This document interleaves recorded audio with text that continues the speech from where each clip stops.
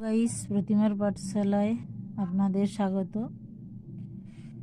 আজকে একটা নতুন টপিকস নিয়ে এসেছি, সাউন্ড অফ ভায়োল অর্থাৎ স্বরধ্বনি। অ থেকে উ পর্যন্ত স্বরবর্ণগুলোর প্রত্যেকটার ইংরেজি উচ্চারণ আমরা পড়ব। সাউন্ড দ্য লেটার মেক্স অর্থাৎ লেটার সৃষ্ট ধ্বনি। অ বা আ এটাকে এ দ্বারা বর্ণিত করা হয়। হস্রই বা দীর্ঘইয়ের কি হয়? আই হয়। ই হয়, ডবল ই হয়। হস্রৌ দীর্ঘইয়ের ইউ, ডব্লিউ, ও ইউ, ও ও। রি আর আই হয়। লি মানে এল আই। এ থাকলে ই বা এ হয়। ওই থাকলে এ আই বা ও আই হয়। ও থাকলে ও হয়।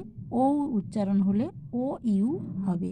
এগুলো যদি আমরা জানি তাহলে আমরা যে কোনো বানান আমরা লিখতে পারবো। এটা ছিল ভাওয়েল বা স্বরধ্বনির ইংরেজি উচ্চারণ। নমস্কার।